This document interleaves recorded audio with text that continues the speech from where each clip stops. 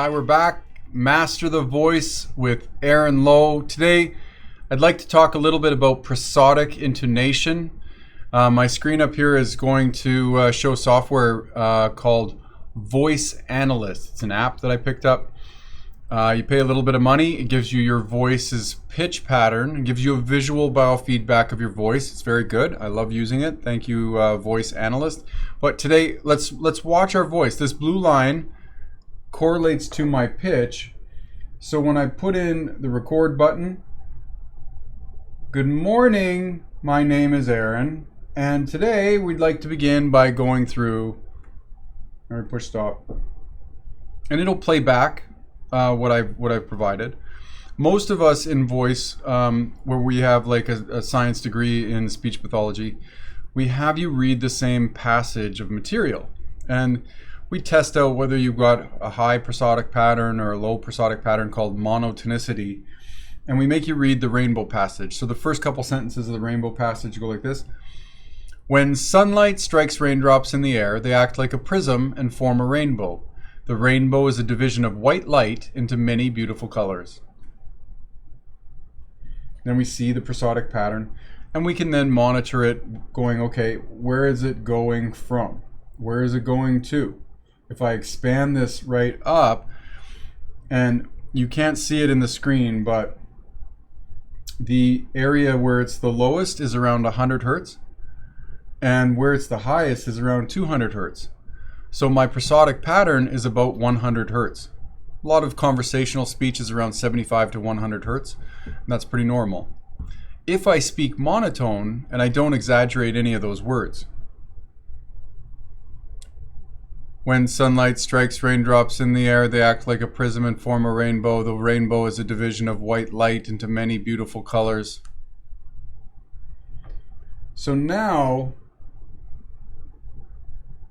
my voice's range has gone from only 105 hertz up to 135 hertz.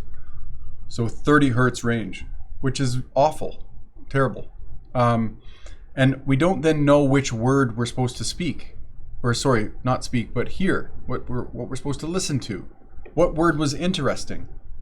You're supposed to give me that word that's interesting with a slightly higher pitch. But it's just natural for you. Just let your voice vary that 100 hertz. So if I go back, I'm going to show you a couple words that are important in that passage. When sunlight strikes raindrops in the air, they act like a prism and form a rainbow. The rainbow is a division of white light into many beautiful colors.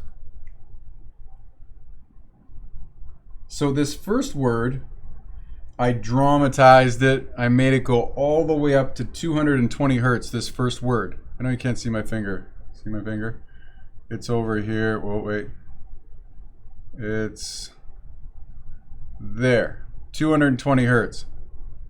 And then if I come back, now I'm going into like 160 hertz, right around here. That's white light and prism, okay? All those words start to become more exaggerated, and that's better for our understanding from the listener's perspective, so that people will listen to the right words. But we have that naturally. We don't have to worry about it as we speak, because we have the intention of teaching you stuff that's true. We're teaching information that's true.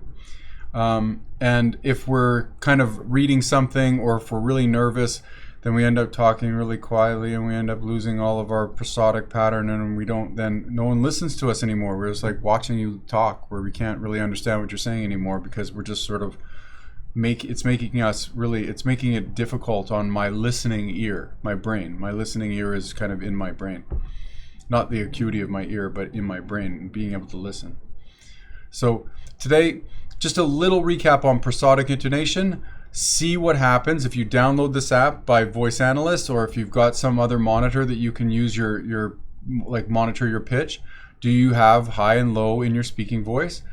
And each language is slightly different than others, but there should be, around a 75 hertz range within the bottom to the top of your voice. Say the other thing is to speak too much in fry. So today's young culture will speak a little bit like, oh my God, I speak in my throat and I speak with fry. So if we monitor that, like, When sunlight strikes raindrops in the air, they act like a prism and form a rainbow. The rainbow is a division of white light into many beautiful colors. It didn't go over 150 again.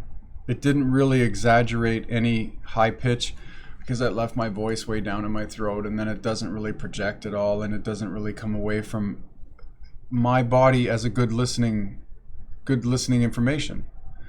So fry does hurt us a little bit. It can be dramatic, but it's something that in the end, it doesn't help us get jobs in communication jobs. Communication jobs can be anything from any job. You really have to talk for a lot of the jobs out there. So watch out for fry too much. It's okay at the end of sentences, but it's not something that you want to be living in the whole day.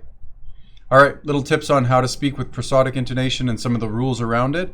We'll be back this week with some more interesting stuff about speech and voice and singing. Thanks, everyone.